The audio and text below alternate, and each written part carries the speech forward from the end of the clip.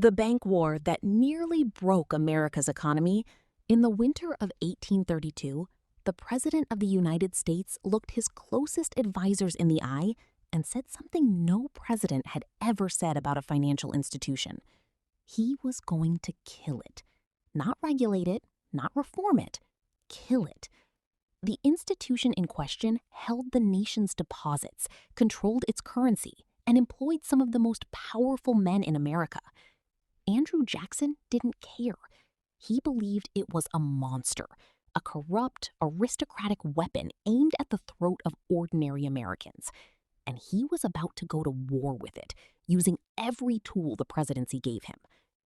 What followed was one of the strangest, most consequential political brawls in American history, a fight between one stubborn general-turned-president and one brilliant, arrogant banker that would trigger a financial panic, reshape the American economy, and echo in banking policy for the next 100 years. To understand why Andrew Jackson hated the Second Bank of the United States so much, you have to understand what it actually was and why, from the moment of its creation, Americans were deeply divided over whether it should exist at all. The Second Bank of the United States was chartered by Congress in 1816, largely to stabilize a currency system left in chaos after the War of 1812. State banks had been printing their own paper money with wildly inconsistent value, and the federal government. To understand Jackson's rage at the bank, you need to understand Jackson himself. He was not a wealthy aristocrat. He was a self-made frontiersman from the Carolina backcountry, orphaned during the Revolutionary War, who had clawed his way up through raw ambition, military glory, and sheer force of will. He'd nearly lost everything once before. In the Panic of 1797, Jackson had accepted paper notes in a land deal that turned out to be worthless, plunging him into debt for years. That experience left him with a lifelong, almost obsessive distrust of paper currency, banks, and the financial elites who controlled them. Jackson saw the world in stark moral terms. There were ordinary, hardworking Americans, and there were entrenched, privileged elites who exploited them. In his mind, the Second Bank of the United States was the purest possible expression of that second group, a private monopoly wrapped in government authority, enriching wealthy investors and foreign shareholders at the expense of the common man. It didn't matter to Jackson that the bank was, by most economic measures, functioning well. It didn't matter that respected economic minds, even some of his own advisors, argued the bank provided real stability. Jackson had decided on principle and instinct that the bank was corrupt and dangerous. And Andrew Jackson was not a man who backed down from a fight once he decided he was right. The bank's charter wasn't set to expire until 1836, but Nicholas Biddle, worried about Jackson's hostility, made a fateful decision. Rather than wait, he pushed for early recharter in 1832, right in the middle of Jackson's Congress passed the recharter bill in the summer of 1832. Just as Biddle had planned, it landed on Jackson's desk, and Jackson vetoed it.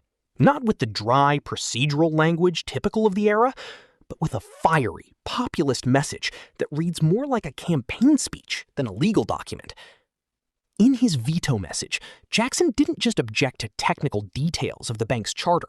He attacked the very legitimacy of concentrated financial power, framing the bank as a tool by which the rich and powerful bent government to their own advantage at the expense of the humble members of society, the farmers, mechanics, and laborers. It was a direct, unapologetic appeal to ordinary Americans against an entrenched financial elite, and it worked spectacularly. Biddle was stunned and furious. He believed Jackson's veto was a vetoed recharter meant the bank's federal charter would still legally expire in 1836. That should have been the end of it. But Jackson wasn't willing to wait 4 years, and he wasn't satisfied with merely refusing to renew the bank's charter. He wanted the bank crippled immediately. His weapon was the federal government's own deposits. The United States government kept its money in the Second Bank. Jackson ordered his Treasury Secretary to begin withdrawing federal deposits and placing them instead in a network of state-chartered banks. institutions Jackson's opponents mockingly nicknamed his pet banks. There was a problem. By law, the Treasury Secretary had the authority to refuse this order if he believed it endangered the public interest. Jackson's first Treasury Secretary refused. Jackson fired him and appointed a replacement. That replacement also refused. Jackson fired him too, an extraordinary, controversial use of executive power, and installed a third Treasury Secretary who would finally comply. The message was unmistakable. Jackson would remove anyone in his own administration who stood between him and the bank's. By 1836, the Second Bank of the United States federal charter formally expired. Jackson had won. The institution he considered a monster to democracy was dead, stripped of its federal role, eventually continuing on for a few more years as an ordinary Pennsylvania state bank before collapsing entirely. But killing the bank didn't just remove a disliked institution. It removed the primary mechanism that had been restraining reckless lending across the country. Without the second bank's oversight, state banks began issuing paper currency and extending credit far more loosely, fueling a speculative frenzy, particularly in Western land sales. Jackson, still deeply suspicious of paper money, tried to slow the speculation with an executive order requiring that federal land be purchased with gold or silver rather than paper banknotes. It was a blunt tool, and it triggered exactly the kind of shock the fragile, poorly regulated banking system couldn't absorb.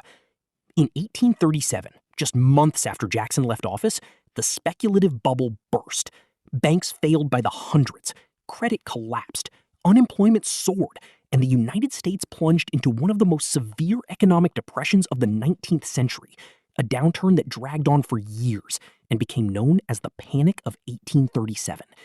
Jackson's hand-picked successor, Martin Van Buren, inherited an economic catastrophe and paid the political price for it, losing re-election after a single term. Historians still argue over how directly the bank war caused the Panic of 1837. Global economic pressures, cotton prices, and British monetary policy all played contributing roles.